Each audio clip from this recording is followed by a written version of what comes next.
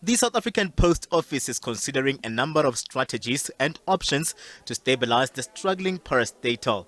From next month, a new strategy will take shape in a bid to ensure profitability, something that was last achieved in 2004.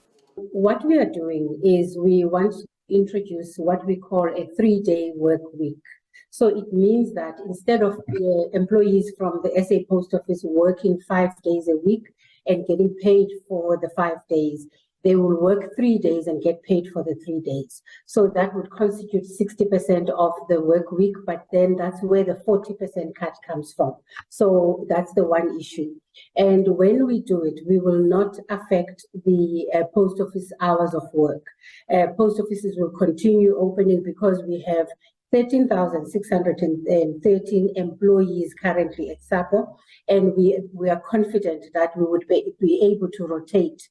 Mona says the entity is at the brink of collapse, riddled with historic debt that goes into billions, as it also owes various stakeholders and service providers that have over time called for their money. Over time, it has really not been run as a business.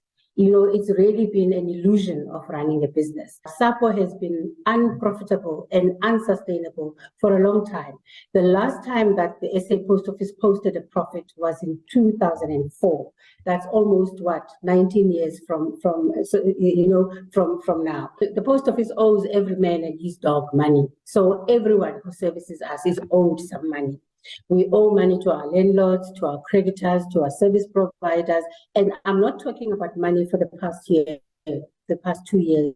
There's historical debt that, people have been letting us use their infrastructure and offices, etc. The move has been rejected by workers that have termed the strategy as unfair and mischievous.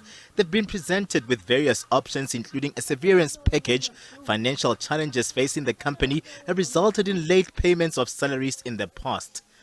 The Communications Workers Union says workers are frustrated as they can't afford to lose their jobs in these tough economic times or afford to even take a 40% salary cut. We all know that in the last 4 years or so, post office workers have not been receiving salary increases. 2, there's been voluntary severance packages that have been given to a number of workers. 3, because of natural attritions such as your death, people exiting the system, it means that the bill of the salaries should have shrunk. But in this instance, it's go high.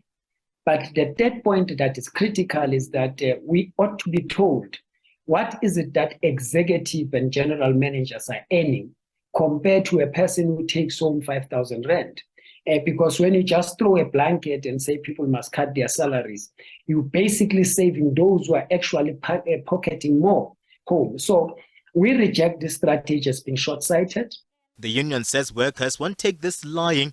A meeting has been planned with the communications and finance ministers for government's intervention to try and save the parastatal. You ought to look into a question of financial injection. You ought to look at the recapitalization of the business when you come up with such a strategy.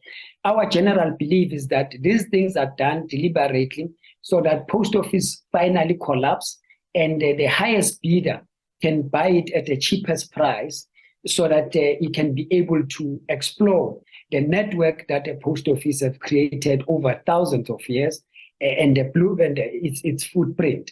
But over and above, the private sector is thriving in the postal and courier services. Why such a giant with such a massive network and great prospect of business is not doing business? It shows you that an old system, collapse it, make it unworkable, make people angry, then close it so that you can sell it to private sector. That's how we view it. The post office has stressed that the plan to cut salaries will also affect the executives and top management. The workers want Finance Minister Enoch Godongwana to use the upcoming budget speech to provide financial assistance to the company in order to avoid the looming salary cuts.